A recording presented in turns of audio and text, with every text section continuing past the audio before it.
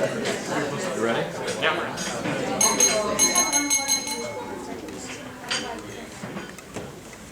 Welcome everyone to our dining etiquette event. This is hosted by the Hopkins Biotech Network, if you guys had forgotten.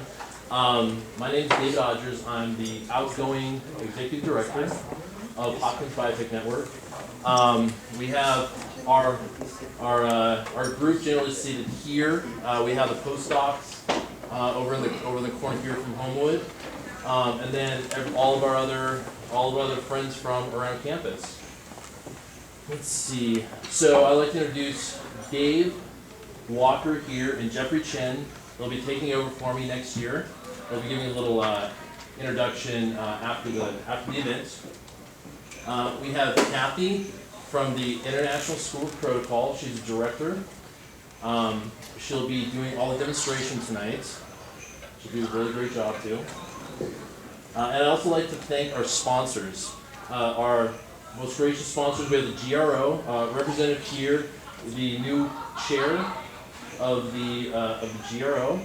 We have the Postdoc Association. This is the Homewood Postdoc Association, Patrick. I don't know if you guys want to say something now or maybe after the event. I give Patrick the first. Let's go now, because I'll be finished this Manhattan later. So yeah, I didn't have too much to say.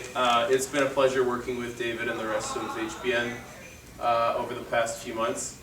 We really appreciate Cathy being willing to come out and give these excellent events, and they've been really popular with the postdoc population, which was not a huge surprise, but we're always pleased when we can attract people to get away from their desk and their computer or their lab bench and go find out what the rest of the world is about other than research.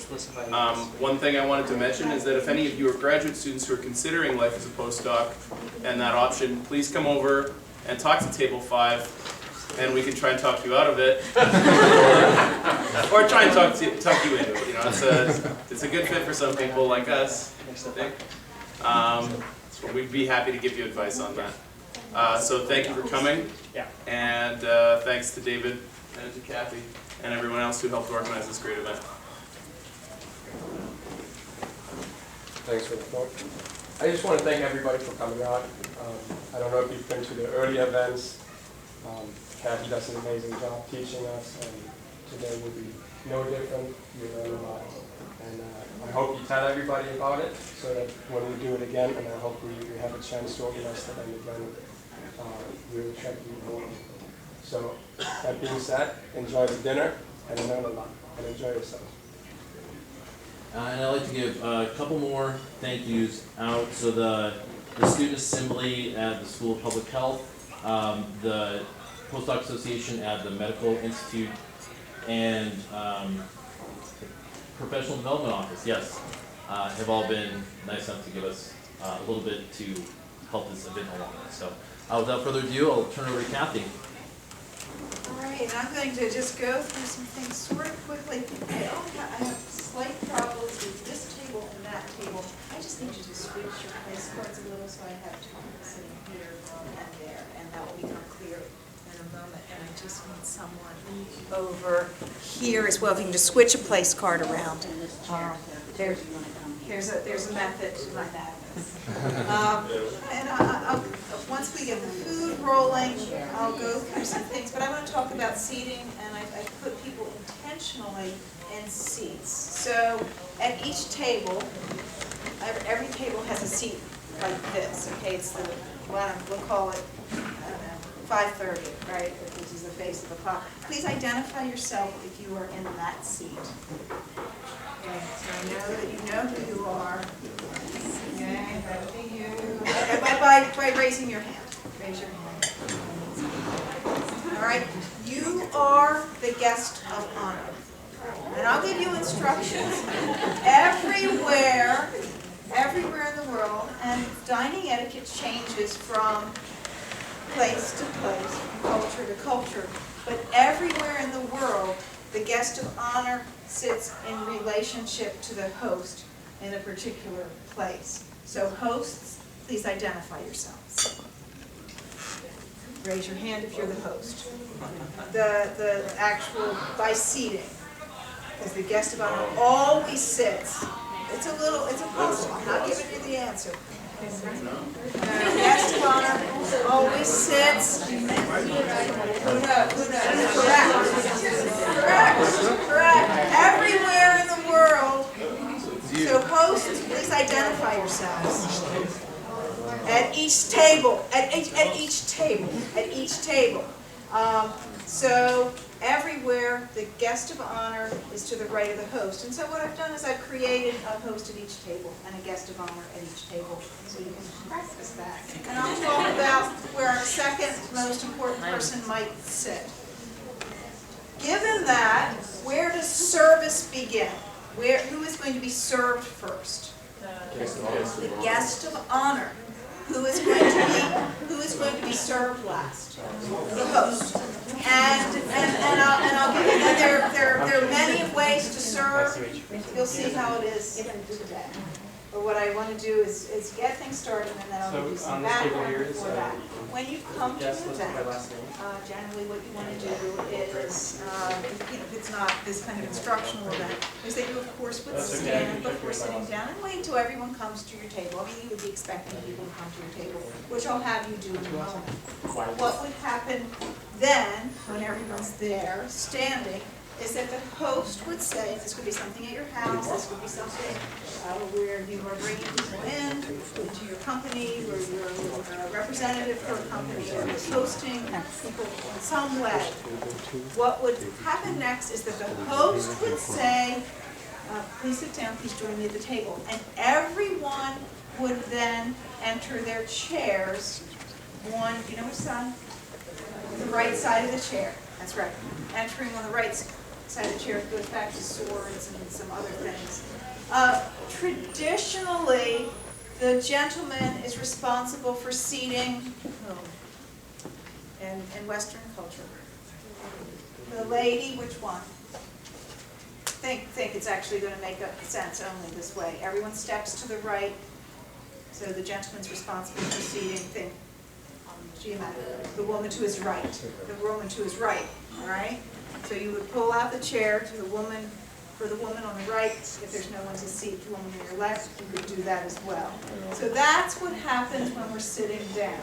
So I'm going to have you, just because I know you want to get this first course started, I'm going to have you sit down and I will give you further instructions. So stand up, host, say, please join me at the table.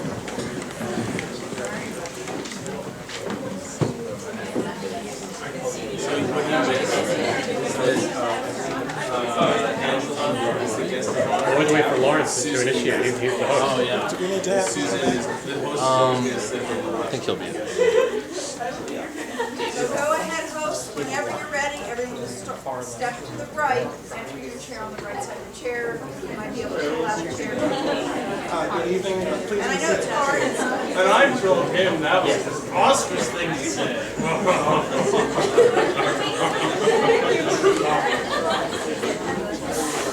I love all the guys.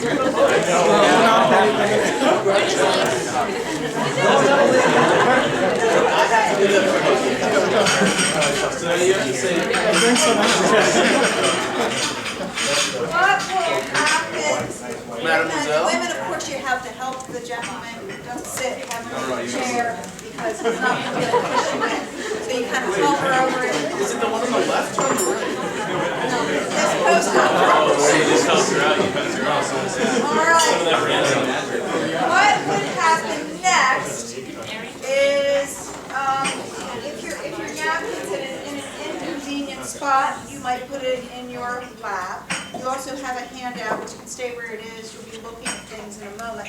I'm going to work you through a 6-course meal. Today we're having a 3-course meal. Yes. Just a quick question. If the left side of the chair is inaccessible for some, Then sorry, you the right side is inaccessible. Yeah, then you get it on the left. So here's the rule, and again, I'll tell you why with regard to swords, but then we always look at the situation and maybe we make an adjustment. because maybe it's a bench, maybe we can't get like over here. We'll talk about service as well. You'll see that there's a particular, not only sequence of service, but there's also a method of service too, how they're going to be serving the people. So then what I think I'll have you do now, and this might be out of sequence, but it's just to get the napkin out of your way, is once the host picks up her or his napkin, then you may do so. I have the napkin folded in the traditional fold, and what you would do is open it below the table. So I'm opening it like this, so it ends up like this. And again, yours is special, so it's going to possibly not end up like that. But my fold is next to my belly button. And you know, in other words, we're not opening it up above the table. I'm lifting it from the table, and you're going to lift it from the glass, and then just open it like that. This could be something that happens after a few other things. I did it before 2 other things, but it could happen afterwards because a host might be standing. And again, we're having a host at each table so we can play. What would happen for our host is our host appropriately in this early stage is going to make a toast to the guest of honor. And you can just make it up. You can create something. Everyone will drink except, who doesn't drink when that toast is made? The guest of honor, because you don't drink to yourself. Okay, you don't make a toast to yourself. It's like happening. So you don't even need to touch your glass, or you certainly don't lift it. Just keep your hands alone. Don't touch anything. So go ahead, host. You know who your guest of honor is. Make a toast to your guest of honor. The reason that the napkin maybe wasn't put in the lap is if it was a large table, then the person might want to stand to do so, and so there might be some standing. But today these tables are small enough. This one's a little longer. You can probably stay seated. So go ahead. Now, which glass do I? Well, we only have, for some of you, it's only one that has liquid in it. So use that one. You just take a sip, and I'll talk about clinking, whether or not you should. It's okay to. You're not doing something terrible, but there's some interesting things with regard to clinking.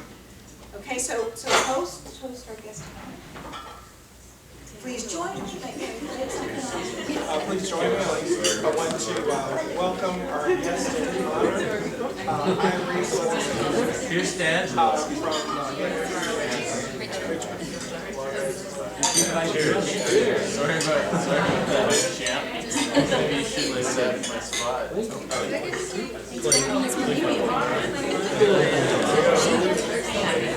Yeah, I know. It is appropriate at this point for our guest of honor to toast the host. Another appropriate time is before dessert. I'll forget to tell you before dessert. So now is a good time to toast the host. Everyone's going to drink except the host. So you can thank the host, make something up. I'd like to thank Lawrence Jones for this amazing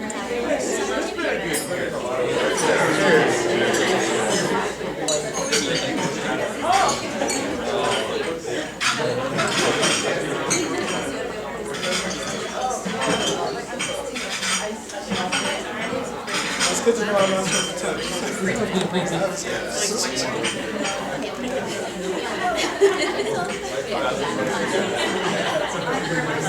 I'm not okay. I'll talk about clinking in a moment. I'll talk about soup in a moment. We'll be eating soup, but I want to talk about just identifying what your utensils are. And I'm going to work you through a 6-course meal, as I mentioned. You have a handout that gives you some information, and then on the other side of it, you have the 6-course meal, a diagram of it, on the side with pictures that matches what I have up here.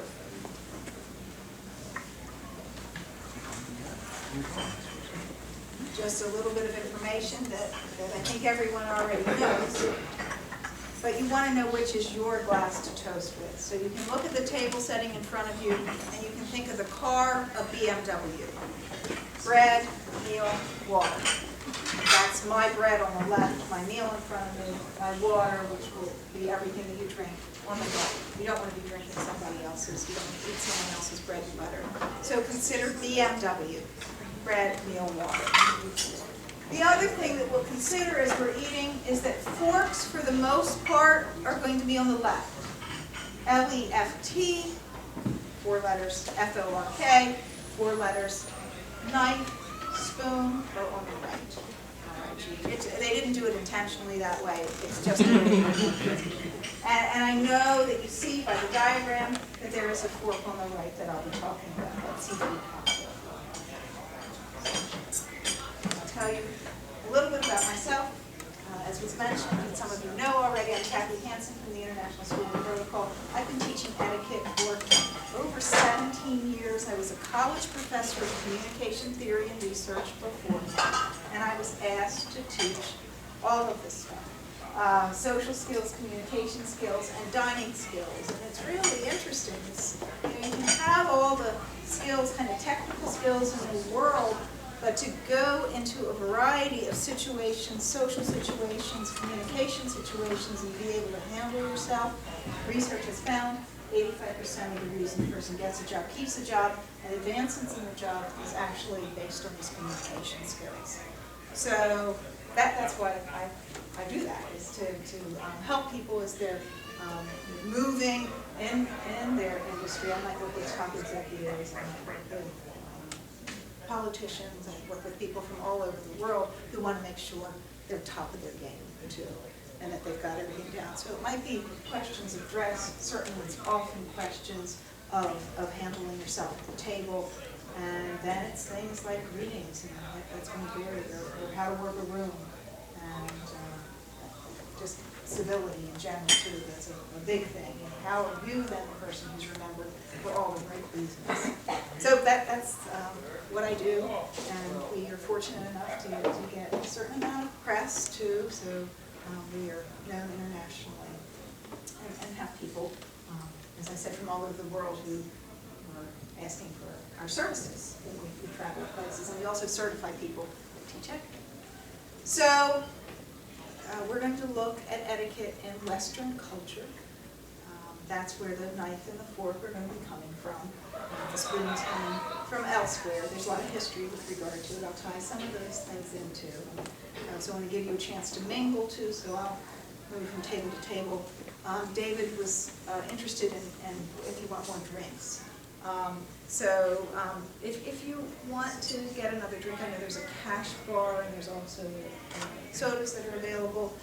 If you just get up at some point and get it, as opposed to me taking a break and say, okay, now time to get another drink, it's not going to work, because we can just be in line for that drink. So at any point, if you would like to do that, that would be appropriate. Just don't all do it at once, and it's going to work out that way. And also, the sodas are complimentary. So we now have our first course, which is a soup course. And there is a particular way to eat soup, and there's a reason for everything. It's not just made up. I'll tell you the reasons for it. I'll be talking about how to eat bread and butter, etc. It's pretty easy for you. All you need to do is follow the lead of your host. And I'll be talking to the host and letting you know what to do. And I'll talk about where you put your napkin. We'll talk about the beginning, but if you're coming back to the table and the end of the meal. And I'll talk about salt and pepper, and I'll answer any questions or why the knives are rounded, and how the knife blade faces in, and resting and finished. And that's called the silent service code. So there's a lot of communication that's happening just from your utensils. And you always ask yourself, do these things matter? Does it matter how I handle myself at the table? Well, if you make a little mistake, probably no one's going to notice it. But if you make a big mistake, you might not land the job. Someone, PhD in statistics, kept failing his job interview. He said, I'm failing it over lunch. I know I'm failing it over lunch. And he was terrible. Terrible. I worked with him for 1 hour. That was all. 1 hour, he got the next job. And this is not rocket science. This isn't art. But it's certainly very, very, very interesting. And again, I'll go through all of the things that you want to be able to know, so you know the rules of the table, like any game. It's a nice set of rules to have. So again, what's going to happen, because we have our soup course, we've gone through the toast, we've gone through seating, is that our host will then pick up your soup spoon. You have a rounded soup spoon. The table set for a right-handed person. In some parts of the world, you can't be left-handed. You certainly may use your left hand, but you're going to find that this table is going to be set for you to eat what's called European or Continental style without crisscrossing your utensils. So once your host picks up her or his spoon, you may pick up your spoon, holding it like a pencil. Just the regular way you probably hold your spoon. If you don't, hold it that. If you don't, then hold it like a pencil. In other words, not like this. Just looking like this. And then who knows the proper way to eat soup? Put it in your mouth. Spoon it away from you. Like ships that go out to sea, I spoon my soup away from you. It just gives it a chance to drip in your lap. So that's the reason. That's the reason for that. So once our host puts her or his spoon in that soup and brings it up, we all may do that. We're always following our host. So host, I hope you're doing that. Host, you know who you are. And then we're spooning our soup away from us. In Western culture, we have some differences in other places with regard to bringing food to us. We bring it to us. If we need to get closer, instead of hunching over, we may bend at the waist to get, if we need to get closer, but not moving the shoulders forward. Not bringing your head down, bring the food up to you. But sometimes we might want to get a little bit closer, and in that case, we quietly eat our soup. And that is not true everywhere in the world. In some cases, it's noisy soup. But it is quiet, and the bowl stays down. You don't lift the bowl. You are eating from a soup. And please eat while I speak. You will be very hungry. You are eating soup from a soup bowl. And you're just spooning it away from you, bringing it to your mouth. You see this soup bowl? It is a narrow rim. When you want to put your spoon down, you put it on the underplate. You do that for a soup bowl. There's a different custom for a soup plate. You're spooning it, putting it down on the underplate. If you are eating your soup from a soup plate, when you're resting, in other words, you're taking a break, or when you're finished eating that course, you leave it in the soup, you leave your spoon in the soup plate. And the reason is practical. Again, there's a reason. Look at this. This is bad, wrong. Okay? Look at what could happen. You know, you're reaching for something, you can easily knock that spoon over. That's really not a good thing. Here, look, see? Right there. Yes. For those of us unfortunate enough to be left-handed, should we demand that we eat spoon with our right hand? No. Okay. You're allowed to be, unless you're in certain parts of the world. Okay, but it's okay in like normal. Yeah, if normal you're like US. with the Bedouin people, you know, out of Arabian nations, that kind of place, it will be offensive. So you would sit, you just sit on the left hand. Oh, really? I mean, just keep yourself from eating from it, and then, you know, just because the left hand's considered you know, there may be some other places too where it's just considered unclean, and I think a number of you probably have had that as exposure, or you have family from areas like that. So, let me talk about the toasting. So, whether you clink or not, it's a little less formal to clink, but it's totally okay to clink. It's really not a problem to clink. You know, if someone wants to clink your glass, don't say, oh no, I don't clink. again, you're really looking at the situation, you're looking at the people that you're with and seeing what's making people comfortable in this situation. That's always what good manners are, what etiquette is you're saying what works for this particular situation. So the custom of clinking actually goes back to that time. It was very violent at the table when people were originally coming to the table. It was not a safe place to be. And so what would happen is your host might have poured your glass of whatever it was, and maybe it wasn't glass, maybe it was in a tankard, maybe it was in some other kind of vessel for beverages, and you didn't see your host pour his. It would generally always be in his. You wouldn't have seen him pour his, and so you saw him pour yours. His was already there, and you would actually want to do more than clink. You'd want to touch glasses so that you sloshed some of your beverage into his beverage, and then you would wait. Just make sure exactly. Sure. For all vegetarians, there is cream of mushroom soup if you would prefer. I'm sorry, I asked for vegetarian soup, but there is cream of mushroom if you prefer it than this one. Thank you. So again, it was violent at the table, which is why you will, so that's that clinking, to make sure you weren't poisoned, you splash into that other person's glass.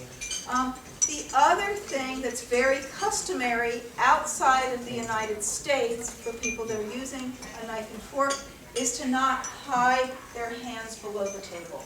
That their hands would be, you can rest your wrists on the table. Anyone more familiar with doing that customarily? So rest your wrists, no elbows. There are reasons why tables were very narrow, so we didn't have room for elbows on the table.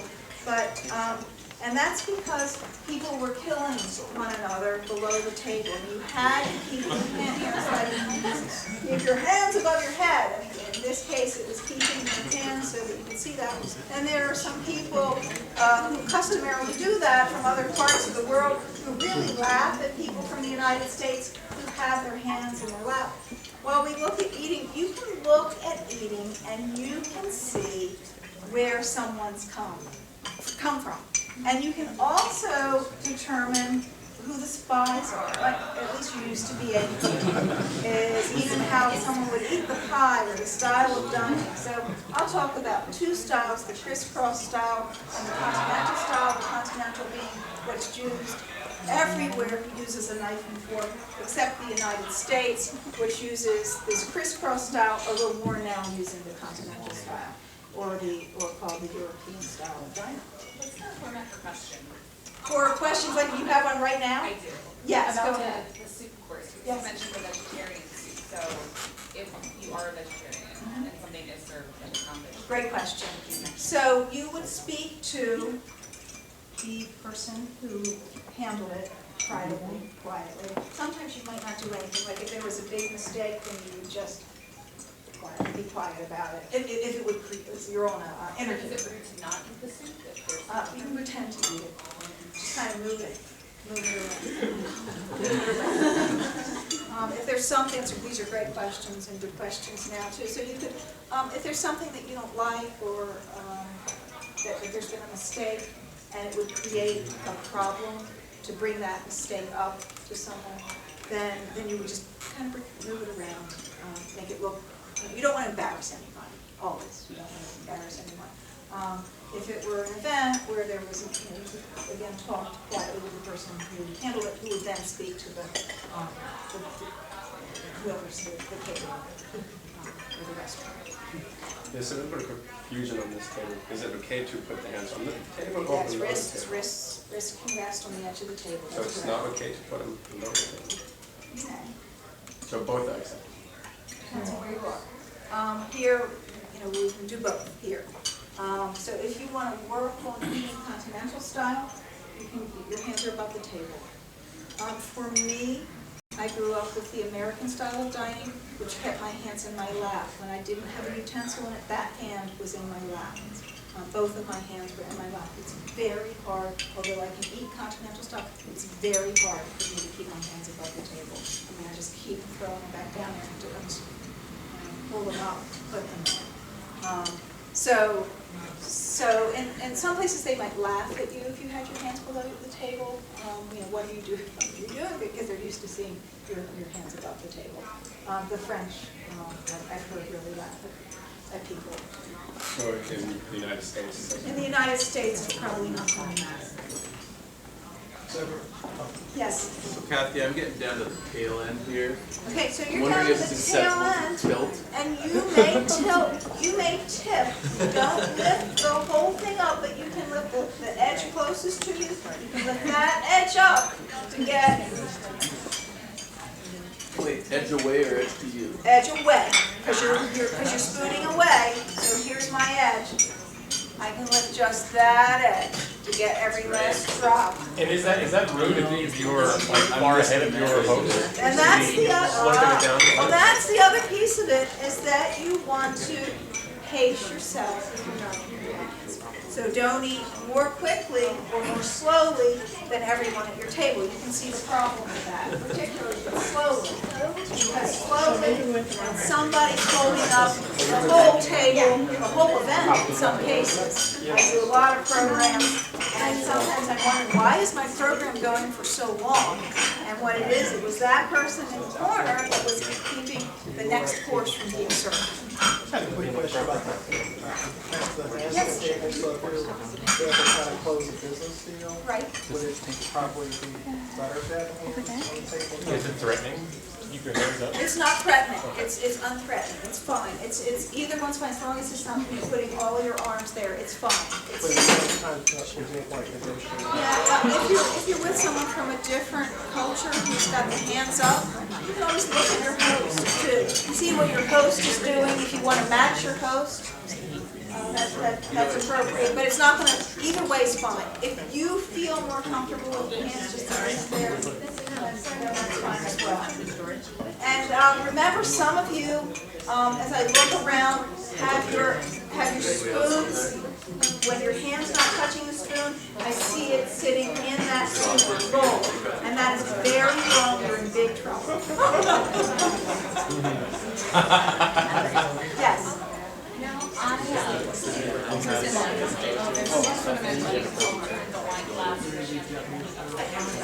You don't need to do that.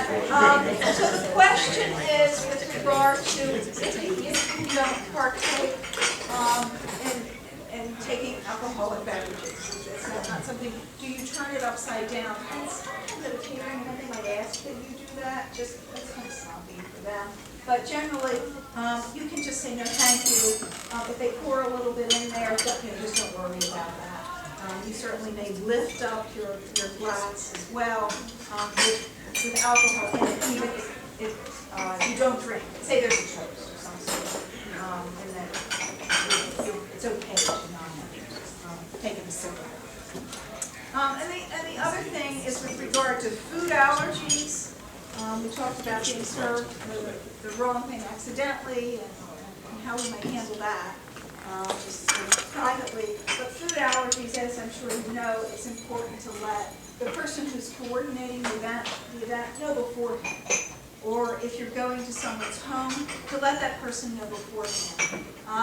Let's say you're allergic to strawberries, you come to my home and I'm serving a strawberry something that I've made. I would feel horrible, you would feel horrible. So, although often people will ask if there are any food allergies, the responsibility is on you as a person who has a dietary restriction, because the host may forget. And then again, it's just putting everyone in an awkward position. And then you would like to, of course, as the host, if you're always thinking, okay, how would I like to be in that person's position? How would I feel? Then you're really going to get everything right, truly. Okay. So, looking at the table, and I'll look at all the different classes as well, and I'll talk about how the service is taking place. There are a number of ways to serve, and I think you're probably interested in that as you have people into your own home, or as you're hosting an event somewhere. Again, everywhere in the world, we're beginning with that service to the person to the right of the host, everywhere. Then there's some other ways to serve. What we're doing here is we're moving to the right, to the right, to the right, to the right, concluding with the host. That's one style of service. Another style of service is going to start with women first, with it beginning with the oldest women and then working to the younger women. And that's typically what they do here at the Hopkins Club. That's kind of their fallback, their default service. The other way we would have service is starting with our guest of honor, of course, and then working to the second most important person. And this is what's going to be very interesting for you, is seating. And so I'm going to talk about traditional seating, Western seating, and then I'm going to talk about how you can mix it up. So traditional Western seating is that we have at one end of the table a host, and at the other end of the table a co-host. And if it were, again, traditional seating, say in someone's home, or traditional, we're going back sometime, ambassador and the ambassador's spouse, we would have male and female.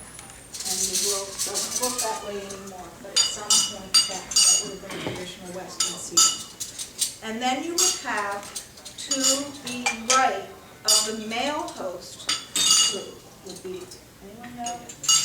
The guest of honor, what gender? Female. You would have your most important female to the right of the male host. Let's now go across that rectangular table and we'll look now at the female host. Who's to the right now? Who's going to be to the right of that female? The most important male. And what's interesting is that if we have the ambassador, who's to the right of the male host, her spouse or partner has the same rank. So whether that person's not the ambassador, but for the purposes of seating, that person has the same honor or rank. Who then goes to the left of the male host? Traditionally. And Western seating, but traditionally that's where we talk about gender then. Second most important female, that's correct. Who's going to go to the left of the female host? Second most important male. And then we move boy, girl, boy, girl. Okay? The only reason I describe this traditional seating is because it makes it just easier to picture. Realize that we're splitting up partners, and that's always done. That's always appropriate to split up partners. But then the other thing is that it gives the man an opportunity to pull out traditionally the chair for the women too. Now, it can all be switched. We can have two hosts that are male or female, but we still want to, in Western culture, we're still going to put our most important people to the right of our hosts, if we have two hosts. So we've got the very most important to the right, and then the right, if you've got two hosts, to the right at the other end of the table, and then our second most important people to the left. And then we move of further importance. And some of that is cross-cultural. Just the left part's not necessarily cross-cultural. In some places, you continue to move to the right, to the right, to the right in rank. So again, do we need to know this? Absolutely. We absolutely do need to know this. We don't want to mess that up. The other thing that we're considering when we're thinking about seating, though, is what? So you're having an event, and you're thinking about seating. What else in addition to considering rank? Who do we need to honor? So in this case, she would be the female co-host, and I would be the male guest of honor. That's right. Do I seat the host? Depends on where you are. That's changed so much. But it would be appropriate if I would. If you wanted to, you could add that extra flourish, and I think she would accept that. Can a woman pull out a chair for a man? Yes. Is she going to be looked at strangely? Maybe not. Those things are, there are certainly things that are still evolving. They are evolving right now. It's very much an evolution. It used to be that women didn't stand for shaking hands. It used to be going back further, women didn't shake hands because women didn't carry knives. Shaking hands indicated that that you weren't going to kill the person because it was with your knife in hand. So again, we see that very much evolution of etiquette, and it changes where we are too. There are some differences there. So, but the other consideration then with seating, in addition to rank then, is, you know, you've got a party, you've got 8 people, let's say. What else do you worry about? People who hate each other. Yeah, you can worry, right? Exactly, right. Wedding. Yeah, right. People who hate each other. And so that, you know, I can't put so-and-so next to so-and-so, and what's the other thing that you have to consider? You want the party to be fun. You want this event to be fun. So, what else? You don't want to put all your quiet people together, too. So put your bigger talkers together. So I know what Prince Charles has done, it's pretty interesting, is that he'll put himself in the middle of the table so that he can direct the conversation. So as the host, but he's actually not so far away. You're kind of far away. But you can put a big talker in the middle, too. And so, you know, again, we're always thinking about this. And these are things that are important to consider.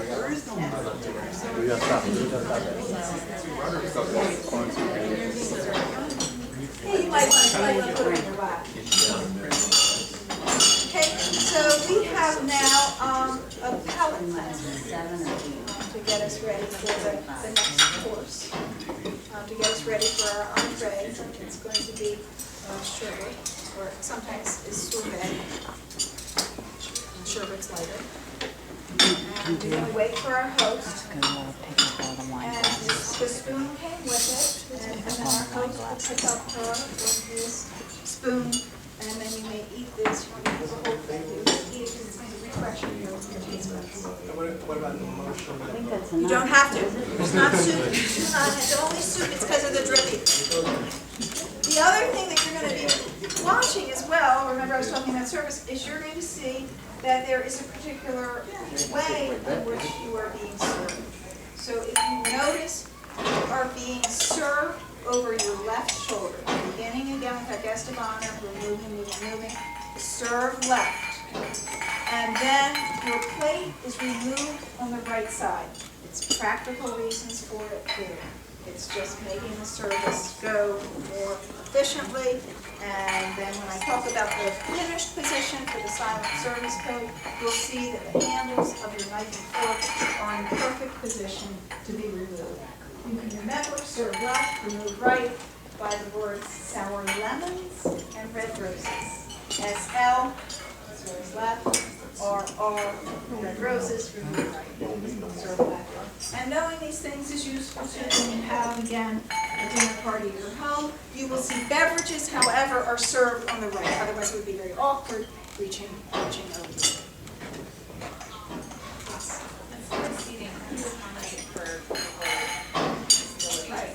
And then there would always be something to consider too. You know, what's easiest to get into? Do I need to have a place for a wheelchair? Is that person going to end up in my second most important position, even though the person's technically not, but they're probably going to be closer to an end. So again, here's the basic information, and then we factor so many other things in.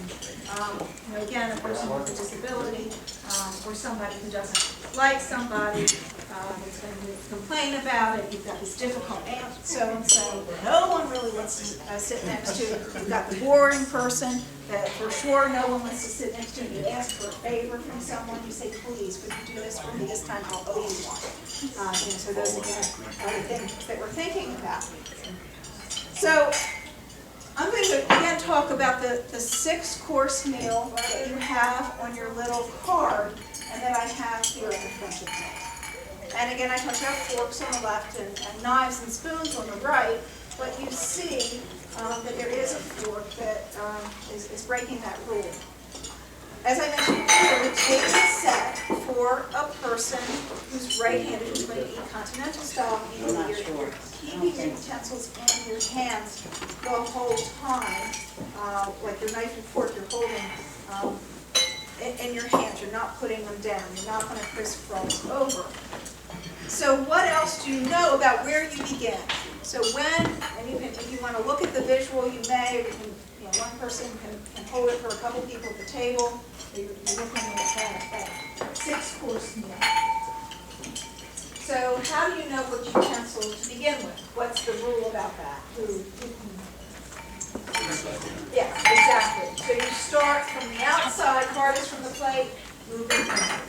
And if the table's properly set, that's what it's going to look like. So we work our way from the outside in.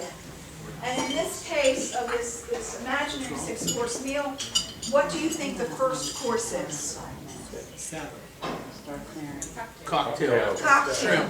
Yes, exactly. It's a seafood cocktail. This is a seafood cocktail for, it was invented later than some of our other utensils in Victorian times. The middle class became the merchant class. And so they wanted to show that they were as good as royalty. And so utensils were invented for every function, particularly serving utensils. We'll see a whole lot of those. So we see this relatively recent one, again from Victorian times, where we have the seafood cocktail fork. That's meant to be handled with just, again, remember everyone had to be right-handed. So that's just picked up with your right hand and you eat the shrimp or pieces of small pieces or crab meat or lobster or gefilte fish, whatever it may be. It's a seafood cocktail. So our second course in this 6-course meal that you have in that card is what? Soup. Soup, that's right. So soup. Soup spoons might be the rounded, they could be oval, they might be a tablespoon size. That's also an appropriate soup spoon, so you know about soup.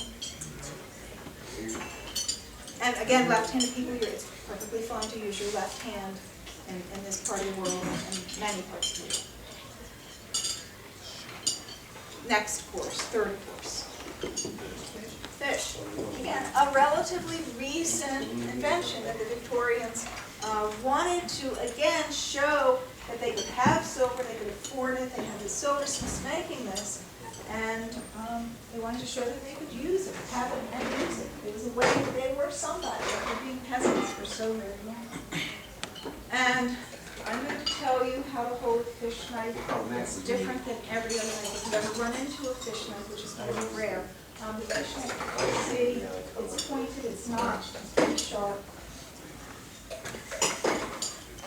After 9/11, I got on a plane within a month, and I wasn't used to all the regulations that had changed, and I was going to Minnesota, and I had all my utensils, and as I was going through the area of inspection, I need these utensils. I was doing a big program for 3 days, and I messed up, I don't have them. So I was able to say to the person who said, "What are you doing with these knives?" And I said, "This is a fish knife.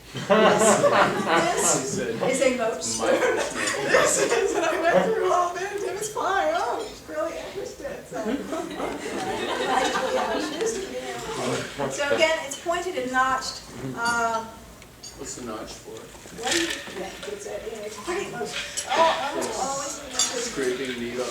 It's something like that. It has to do with the bone. So it's to separate the bone from the fish. So you might cut the head off even and separate the bone from the fish. Sometimes there's even China that has a bone plate that exists. And again, for the people who want to really have lots of things. And so holding the fish knife, it's the only knife that's held. It's held like a pencil because fish is so tender. So if you ever have that opportunity, you would really get an A++ to know how to hold your fish knife.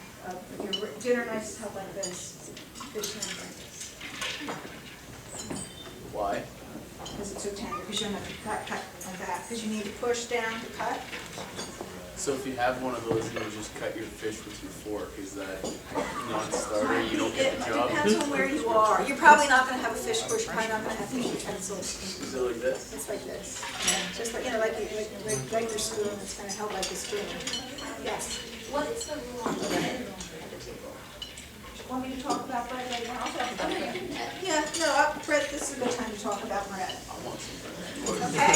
I know everybody knows. I saw it coming out. A couple of rules about bread. One is if it's before your soup course, don't eat it unless your host does. After, you may eat it, but we of course want the host to give you some instructions with regard to the bread. And I see what's going to serve as a master butter knife on the butter plate. A master butter knife is different than a butter spreader. A butter spreader, which sometimes people call butter knives, and it's not a terrible thing to do. So sometimes you may have grown up or seen these, and these were called butter knives, and butter knives were butter spreaders. So this goes, everyone gets one, and it goes on your bread and butter plate. GNW could be. And then this one here, it's kind of like a fish, right? This is your master butter knife. This is a serving utensil, and they put a knife there that will serve as your master butter knife. And this doesn't cut your bread, it only goes into the butter, and then it goes onto, you scrape the butter off onto your bread and butter plate. So this is a serving utensil. And this is fairly common to see this. This would be usual to have master butter knives in the world. But again, we don't see them that often in a restaurant. Very rarely do you see them in a restaurant. So what happens then is that the host would say to someone close to the bread, and you'll do this in a moment, name a person, would you like to help yourself to some bread? That person would say, thank you, there, and take the bread. And instead of taking that piece of bread, you would offer it to the person to your left and say, you don't want to seem greedy. Always you don't want to seem greedy. And say, before I take a piece myself, would you like to have a piece? But the before I take a piece myself is really important because that person will otherwise take that bread from you and begin passing to the left. And passing should, for the most part, go to the right. So generally, we pass to the right. So, and then the host can say, and would you like to help yourself to butter? You see that there's a knife there, serving, acting as the master butter knife, that you will then put that butter on your bread and butter plate. So we'll go ahead and do that, then I'll give you some further instructions about how to eat bread, so don't eat it yet. So you say, let's send offer it and say, before I take the piece, would you like a piece? Holding one in the basket. Then she takes it second. So you take it second, because it seems greedy, doesn't it? People are always, good manners, again, are always about thinking about someone else. So yes. So before I have a piece, would you like a piece first? Something like that. Yeah. Because you don't want to just, you don't want to just grab it. That's what I will talk to you about. So all I want you to do now is get the butter on the bread. No, I'm going to talk about Yes, I would like a piece of bread.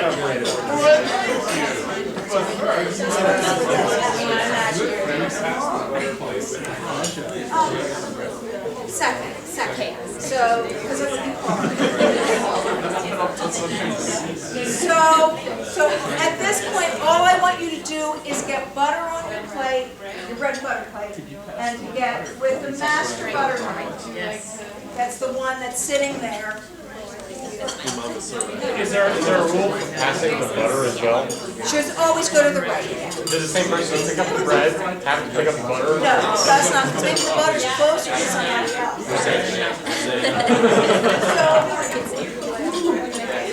Couple of questions. But I want to So good. Yeah, definitely. Thank you. The answer in the United States, no. In some other places, yes. In some other places, absolutely not. So depending on where you are, it could be an insult to leave some food. Depending on where you are, it could be an insult to finish everything. Then it is all or more. So, but in the United States, it's going to be a little bit different. The other thing with regard to your spoon or your fork. So if you're eating, say, your palate cleansing course, with your spoon, with your ice cream, make sure you put everything that you put on your spoon goes in your mouth. So it's not like an ice cream cone. So don't take a little bit, or even if you're eating something from a fork, so if you're eating from the fork, don't take a bite and then still have something. So whatever goes on your fork or on your spoon, all of that goes into your mouth. And make sure it's not so big, that your mouth is so full of food. And you know, of course, to close your mouth when you chew and not talk with your mouth full. Again, a lot of this I know you know already, but I'm thinking if you learn one new thing, it's worth. I think I know the answer to this question, and we didn't get to the bread tragically during the soup roast. But how, on a scale of bad to terrible, how gauche is it to dip bread in your soup? Great question. Can you dip bread when you are alone or with friends? It is encouraged. You can do whatever you want. But in a formal event, you wouldn't dip your bread in soup. But you could, if you had lovely sauce for your main course, you could take a piece of bread, put it on the plate, and use the fork to get that sauce. If you had some really delicious sauce, that would be allowed, but not dipping into it. So you can put the sauce on the bread. By a fork. Other way. By way of Put the bread on the sauce via the fork, but not soup sauce. You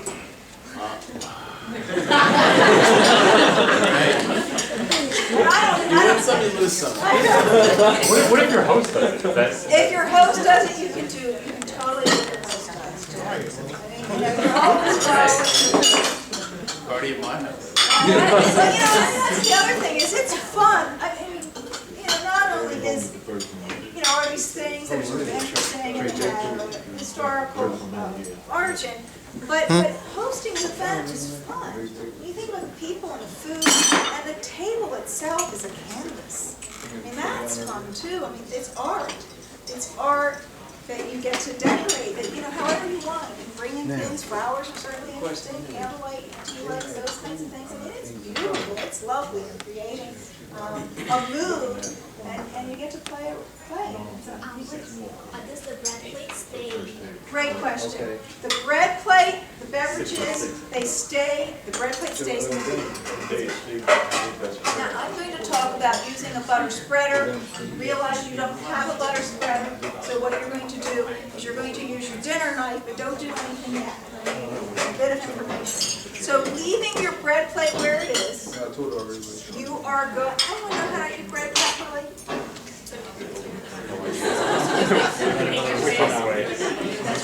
That's correct.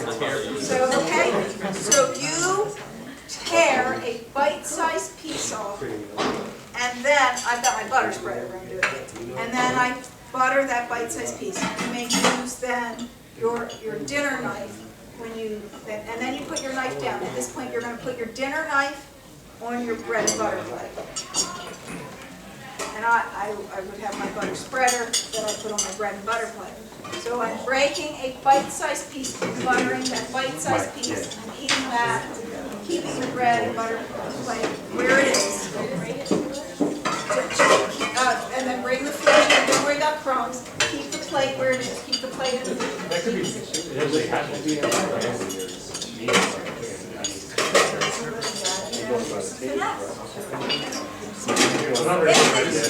the table is not very crowded, this is supposed to be crowded, generally there's a little bit more room at the table, and if the table's not real crowded, then you're going to get some be off.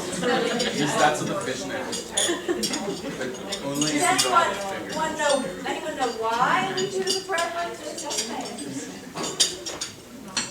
The reason that bread is the easiest way is it's a kind of a reflection and a respect for a previous time when it needed to be done out of necessity.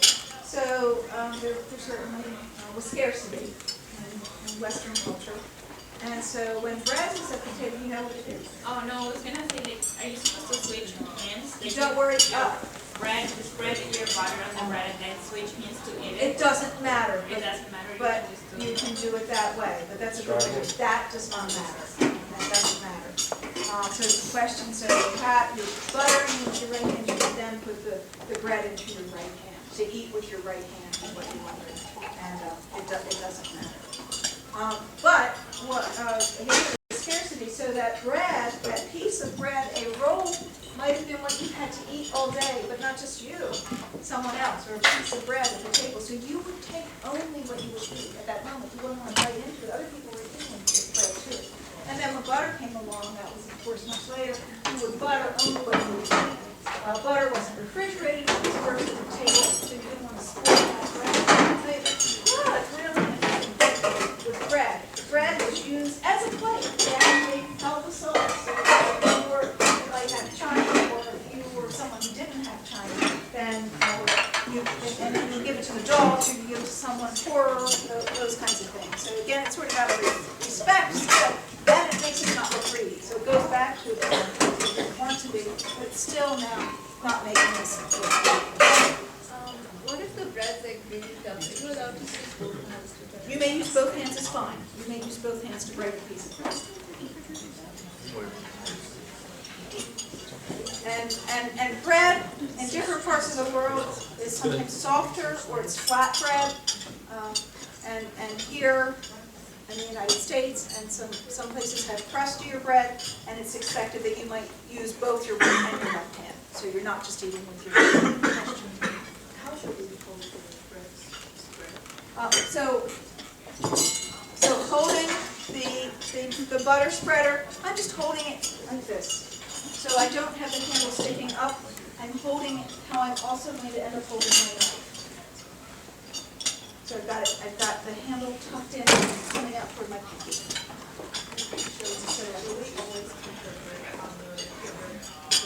And keep the bread on that plate. That's right. If you have a bread and butter plate, keep the bread on it. Don't bring it to your plate. Before people were eating bread and butter in the same way they do now, you might not even have a bread and butter plate. You'd actually just have a piece of bread or a roll on the tablecloth. There's a lot of interesting history with regard to tablecloths and tablecloths with much elaborate ceremony with regard to various courses, very long courses. Before we talk about our entree, I'll answer your question. For bread, is there generally an appropriate cap for amount of bread? Yes. So among friends, in a more formal event, just the one piece, because there's probably not enough for everyone to have two. And then again, that would make you seem greedy. If you took this table, this behavior. And it's only going to get worse. I'm going to try to get all my information in before everyone starts going back to get their second beverage. I want to talk about your beverages that are the BM on the W side. And I have in your diagram, I've got water, I've got a couple of kinds of wine. 3 kinds of wine glasses. If I'm setting the table for water and wine, my water's going to be, they're both on the W side, on the right side, but my water's going to be just more toward the inside of the plate. It's going to be slightly to the left. And then I have a couple of wines. This one is a larger opening. And this is the bowl, this is the stem, this is the base of the goblet. And so one is for red and one is for white. Which has the larger opening, red or white? Red. And why is that? Because you want to hold your hand around it to keep it at room temperature. It's white. It needs to. That's right. Okay, volatilizing the esters. We want to, exactly. We have a larger opening for red wine because red wine wants to breathe, right? You want it to open up. Who here loves red wine? Okay, you know that it's opening up. You start it at the beginning of your course, and then you're halfway through, the wine's changed because the oxygen's hit it. And what might you want to do if you don't have a real fragile grape, don't make it fragile. But you can certainly move it around. If you really want to have it open up, what do you do?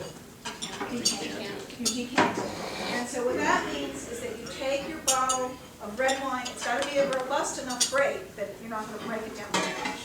And so you pour that into another vessel. It can be called a decanter, whatever it is, pitcher, whatever you want to put it in. And so that's going to let it open up right there. So you decant that. Again, yummy, yummy, yummy. When you do that to your red wine, for some of your red wines are just delicious, to let it be decanted. What's your opinion on areas? Yeah, I looked at them, and I don't have one. So the aerator would actually do that for you as you're pouring your wine. And I have a friend who has, I haven't noticed a difference. Do you have one? You can taste the difference, but it makes a terrible noise. And does it open it up too early is the question too? Yeah, I mean, that's really, I think that I'm enjoying my wine as I'm moving through the course too. And I don't necessarily want to have it hit me, full on right away, but they're interesting. Oh, you don't think, you say no. You say better to decant. The decanting is better. Anybody else have the aerator that I think people have that like my friend who has one who loves wine and a lot of it, but she likes to have every bit of thing. That's, I mean, the one thing that I do like to have, if you don't finish a bottle of champagne, is the thing that pumps it, which you also might have for wine as well. So, but yes, as was mentioned, we can hold our red wine glass by the bowl because the heat of our hand isn't going to mess it up probably. And because we serve our white wine chilled, we're going to want to hold that by the stem. And we never need to put out our pinky. That's an affectation. So and there's some history where the proper people do use these fingers when they're eating with their hands and their pinky to extend. So we've got a next course that's coming right now, and for the 6-course meal, again, we have the seafood cocktail, we have the soup course, we have the fish course. These are pretty normal sequences for courses. Now we're moving to our entree, which I had happening only 6 weeks ago. And so, again, we wait for our host at each point, and then assuming that you're right-handed, because again, the table is set for a person who's right-handed, and left-handed people can switch it.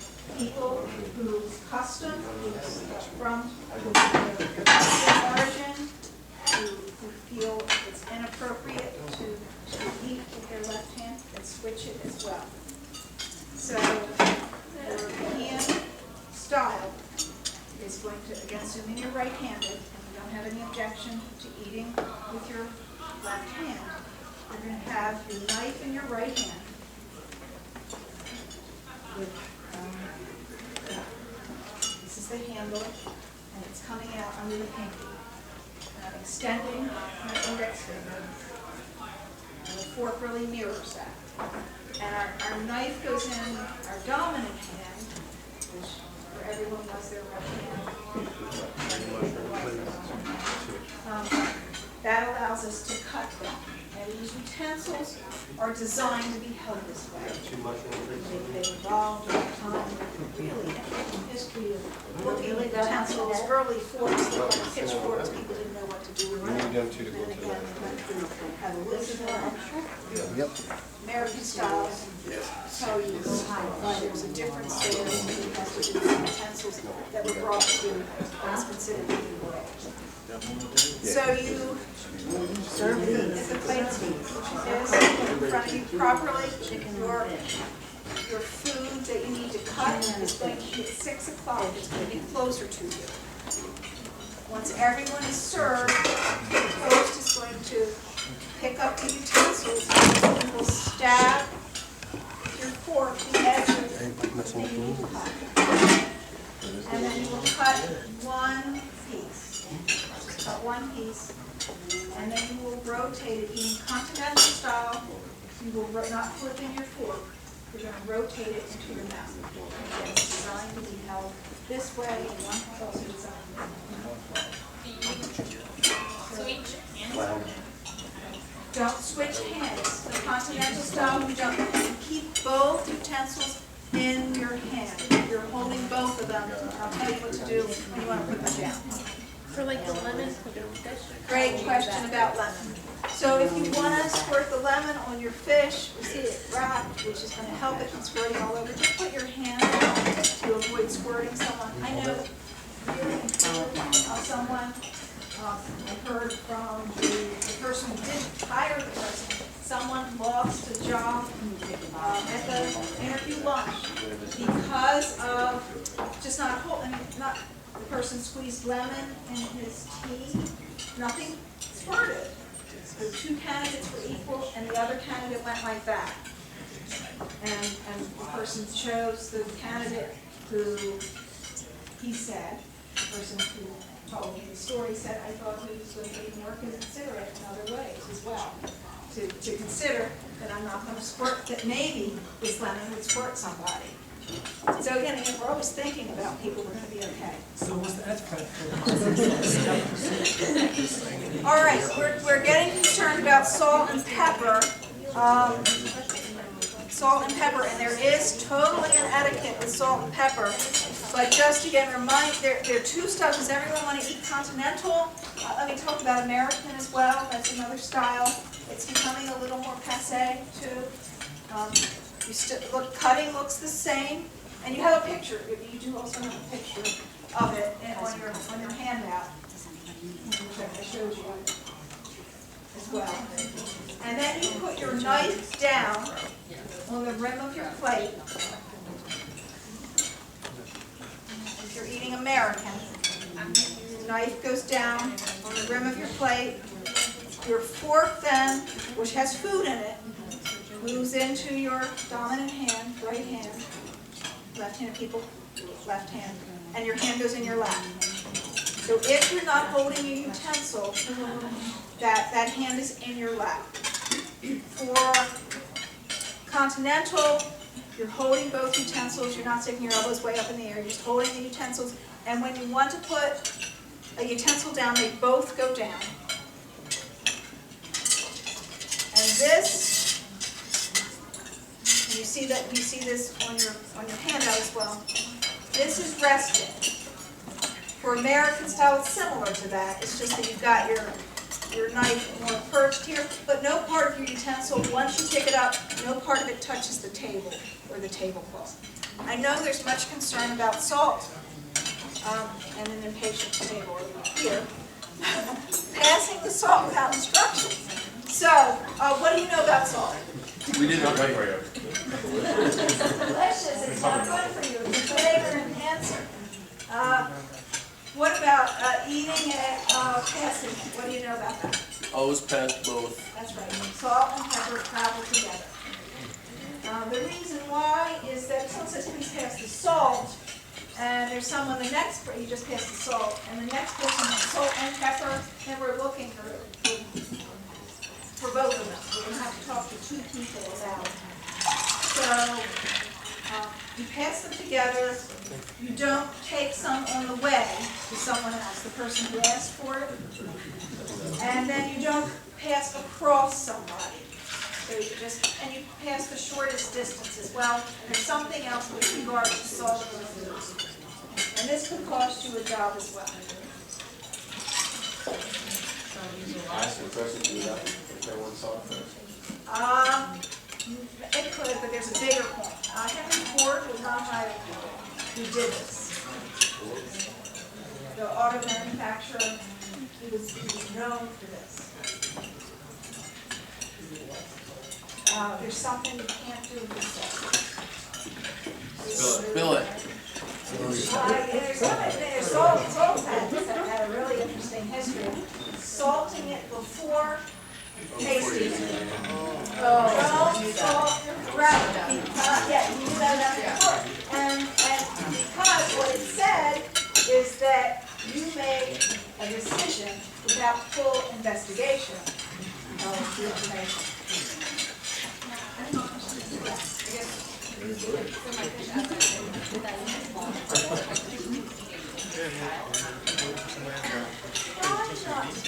Just try not to flip it. So the question is, can I flip my food? Can I eat on the, this side, the curved side? Try not to, try not to. If it's going to be just ugly, then you could flip your fork. But try to eat orzo or rice. People who are very accustomed to it are quite good at it.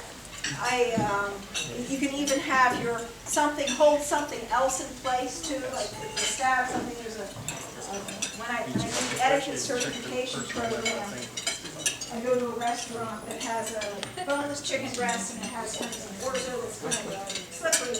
And so we talk about using that piece of chicken to hold the orzo. You don't have to eat each one, and there's not a sequence as well. But one of the things just to keep in mind again, as you are resting, is that this handle's not touching the table. So that's resting.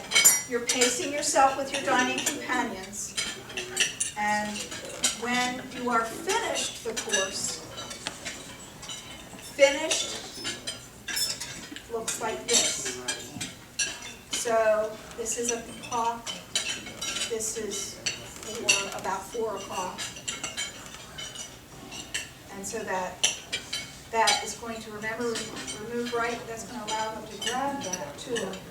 That lets your service staff know I am finished.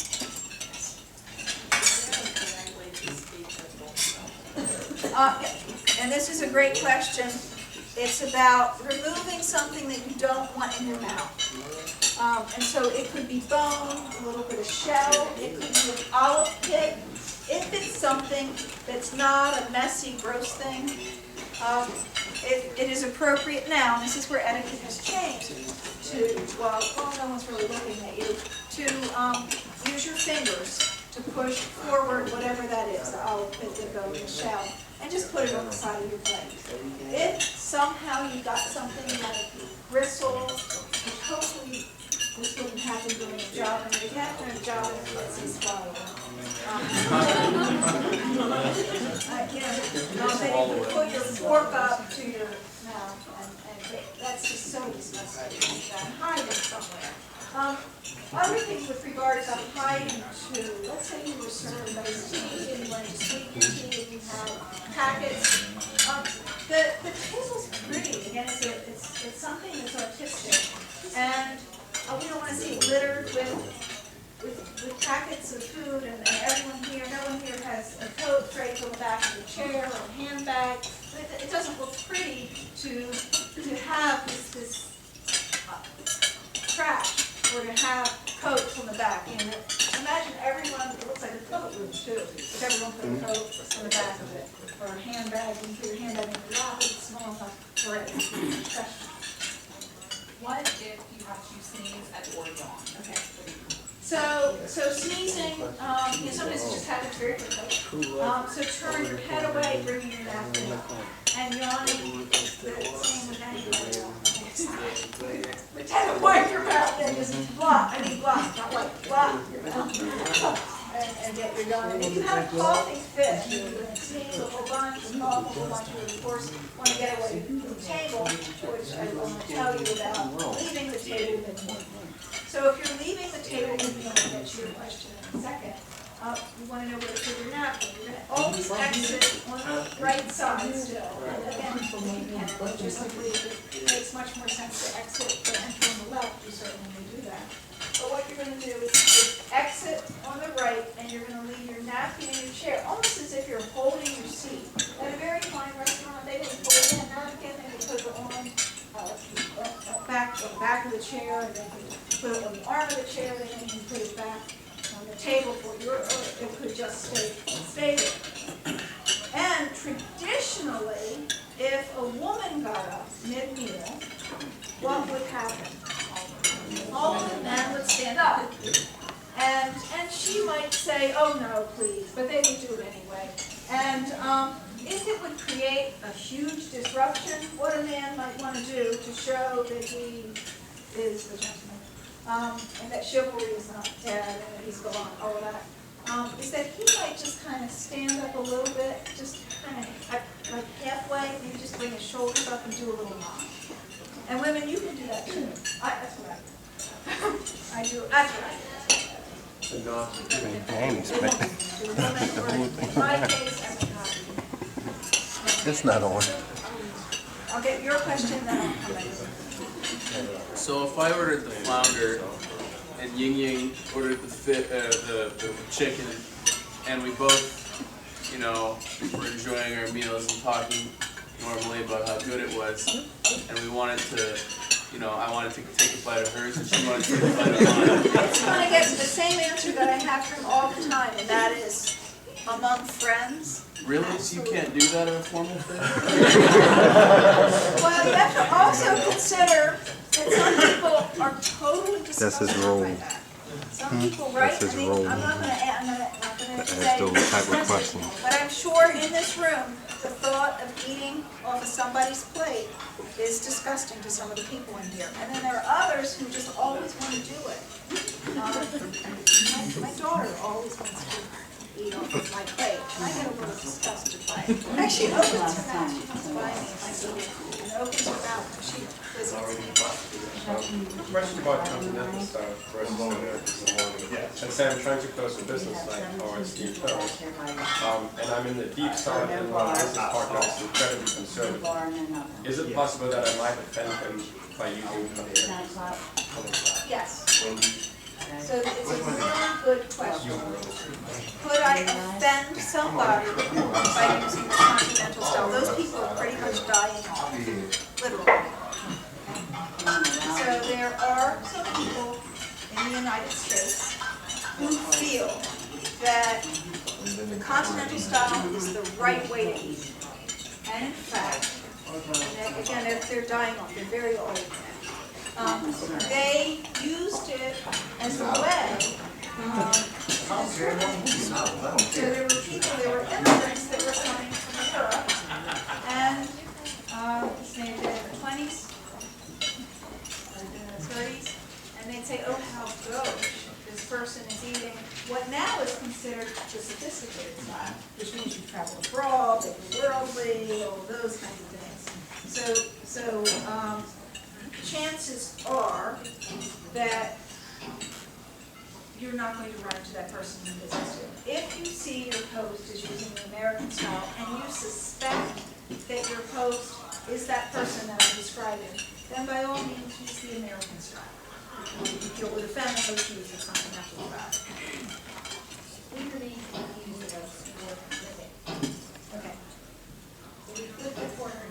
Don't flip it. Ever?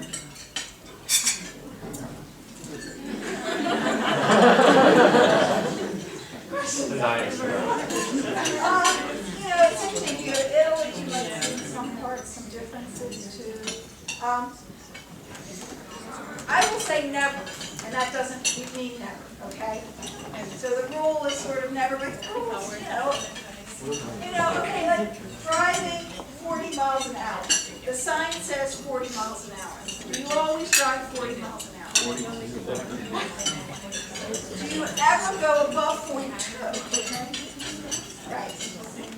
So do this, and gentlemen, something just happened to you. And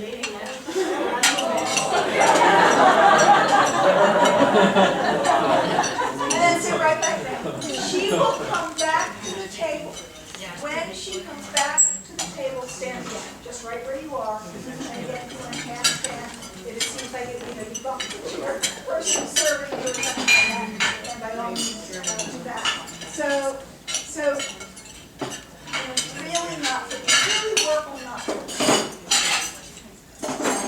Really working on eating. How critical is it?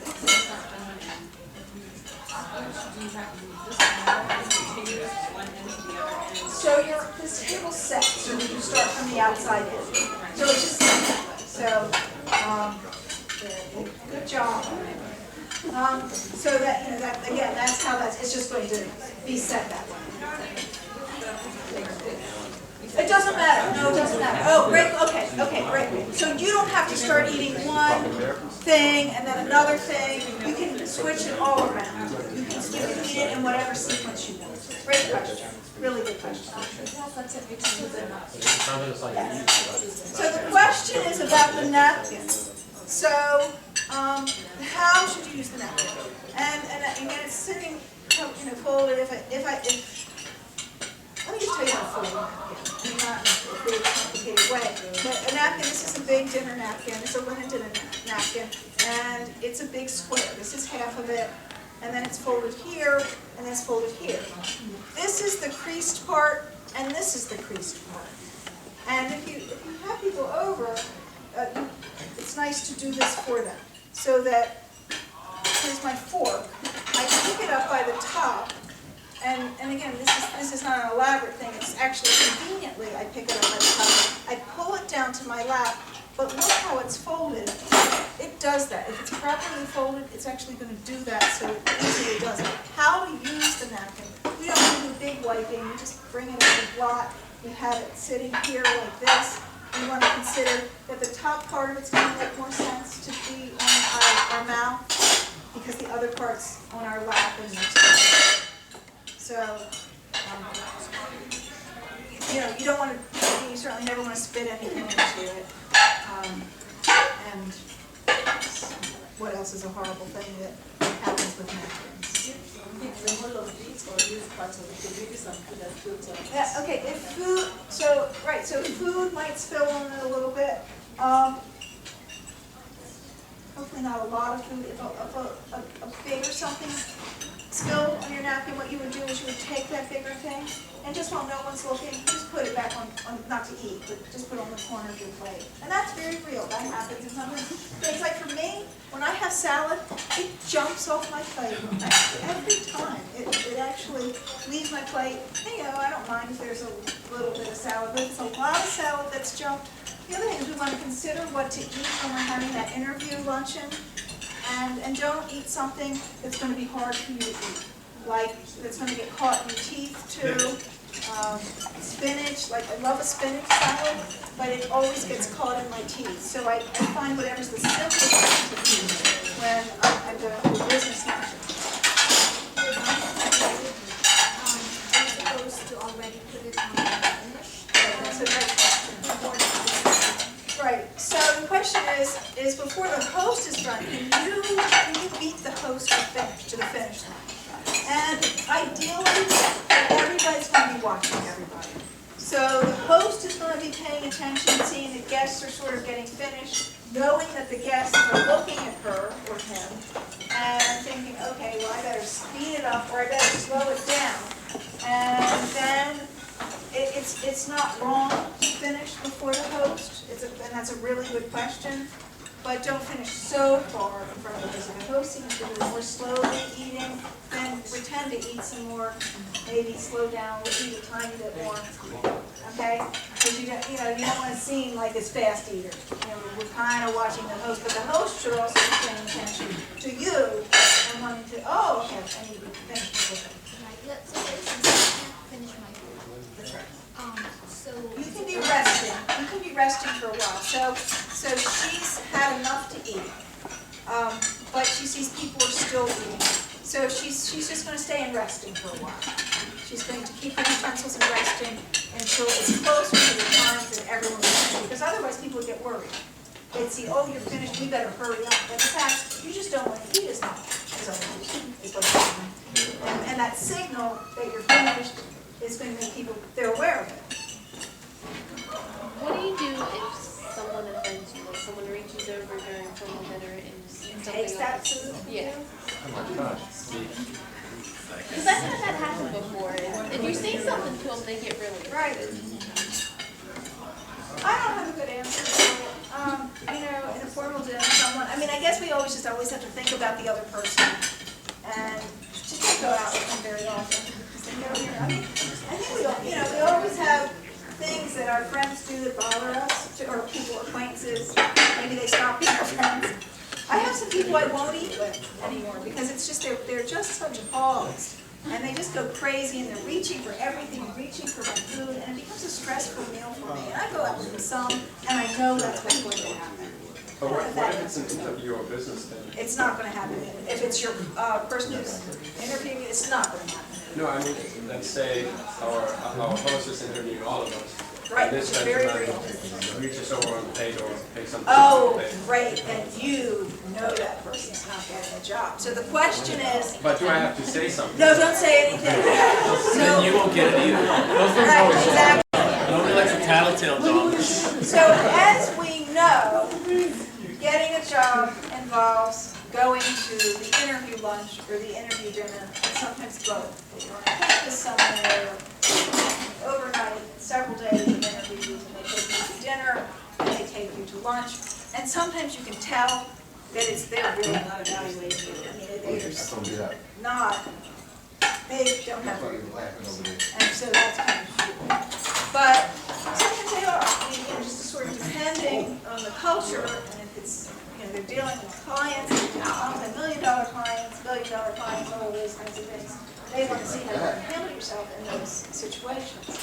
So they may take you one-on-one. Often they're going to take a whole group of you that they're interviewing. So one of you or two of you are going to be candidates, and you're all out to the meal. And so your question is, what if somebody reaches over? Your question is, what if somebody reaches over and begins to eat off your plate? And so they're not really see how you handle that. I mean, do you get offended? And then the thing is to handle it all gracefully. The more gracefully you handle it, the more gracefully they anticipate and believe you're going to handle other situations with obnoxious coworkers. But don't you have an obligation to say something, just to acknowledge the situation, because otherwise you would look weak? So that's a question I get a lot. Does it make you look weak? For example, your interviewer has spinach in her teeth, and you're watching that spinach. Should you say something about that spinach? And because you think if I don't, then they go back to the office, they're in a car or wherever it is, and see that there's spinach there, then you didn't give the information. In that case, just handle that gracefully. You don't want to embarrass someone, particularly someone who is up against you for the job. You don't want to look like that person who's so competitive that he's going to point out somebody else's mistake in this circumstance. So just pretend it didn't happen. And the spinach? And the spinach. So you're the interviewer. You're the interviewer, and you've got spinach. I kind of use the gauge how big a piece. If it's a little tiny piece, no, and it's not so noticeable. Maybe you wouldn't. If it's a really big piece, you might want to say, "Oh, I think you might want a little something." Okay, all right. Just kind of a polite thing that way. No, David, you have a question. Oh, well, I was just I don't know it's exact, and I wasn't sure if there's a proper way to collect. Licking your plate, that question. Yeah. How much food can I get? How much can I really try to get this one back? If you're starting to make noise by scraping it on there, if you're starting to work way too hard to try to get that little bit of food there, then let it go.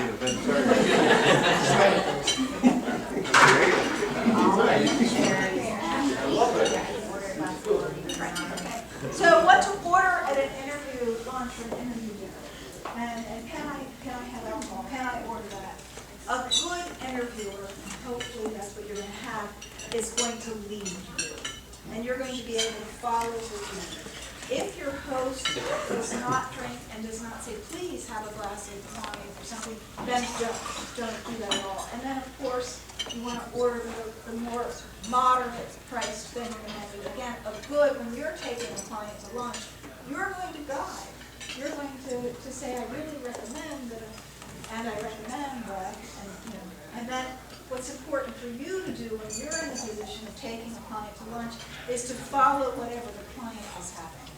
So if you said, oh, the soup here is wonderful, et cetera is wonderful, then get that too. Just don't have that client getting it. don't just be watching that time. The other thing, for the interview lunches, you don't want to go eat Okay. before. Well, we have one in case somebody can't. Otherwise you're going to be eating. So, you've got to be able to talk. I have a question. So, when I'm stressing my work, I'm working with this. So the position of resting, let me talk about resting and a little bit about finished again that I haven't mentioned, and just the position of the knife and the fork. So the question for the fork is, are the tines down or are the tines up?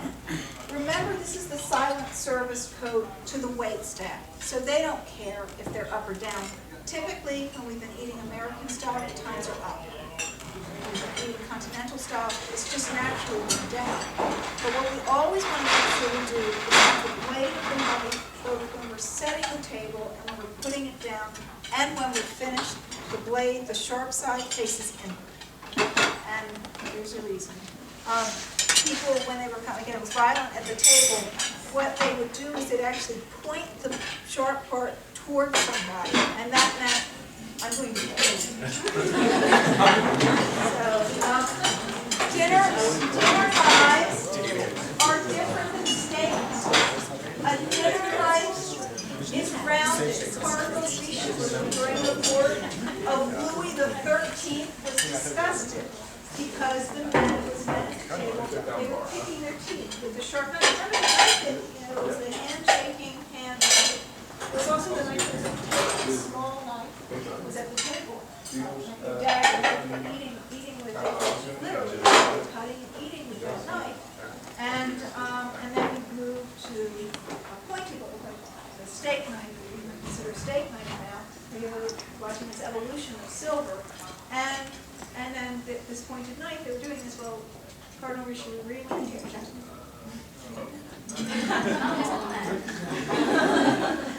If you wanted to add some extra flourish with it, you could even pull out the chair for her.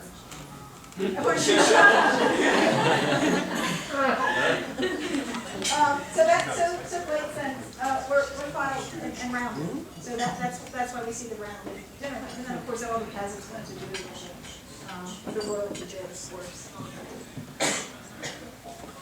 If somebody's taking out the lunch or dinner and is interviewing you, and the person suggests you share a meal, for example, you are in the sushi place and says, would you like to share a 25-piece sushi? And do you like that? Do you like to eat that? Yeah, but the question is, I guess, what kind of message does that send? And is that an awkward situation, or is that not awkward? As a host, I might not do that because I want to think about you. So, but it could happen, and it's probably going to happen with someone who's a little more formal and a little more casual, and they're not going to care too much. If they're going to offer to share food, they're probably open to you saying yes or no. But if it's something you like, I'd share it. I mean, that seems like a bonding opportunity. Question here.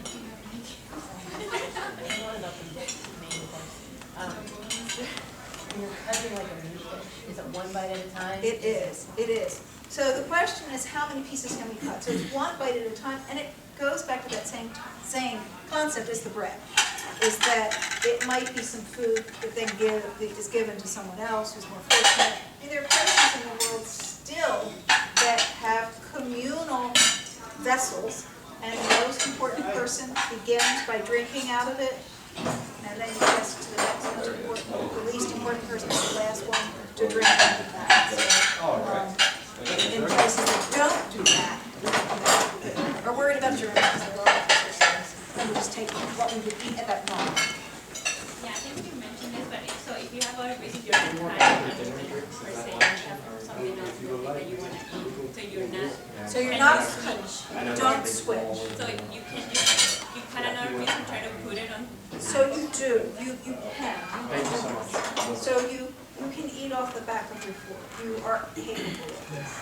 Okay, so can you usually? You can usually do it. The one thing that you would, like pasta, you twirl with your right hand. To eat pasta, A couple of loose take strands, don't go into the pile, just go to the edge of it, go to the top of it, grab a couple of strands, twirl it like that, get it into a nice ball. Don't order it for an interview lunch, it's just hard to eat. Get it right away. And then eat it. When you've got a little bit hanging down, you can suck that in just quietly. Don't let it out.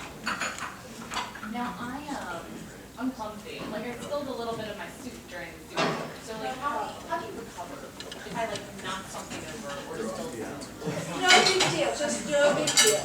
No big deal. So just write it. You don't need to pay any attention to it at all. Your host is going to be there. I have that.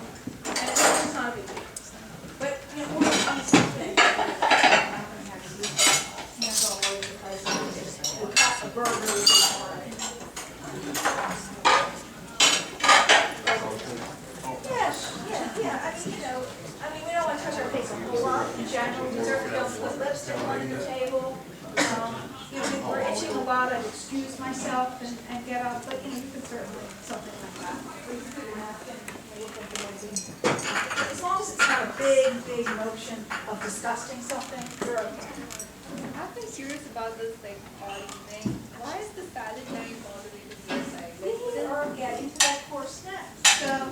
So the question, the puzzling question, which is very deliberate for the place setting, so that you would ask that question, is about the salad knife. Why is the salad knife? So we've had our entree, and finished. Why is the salad knife now closest to the plate? Because that's the next course. Because that's the next course.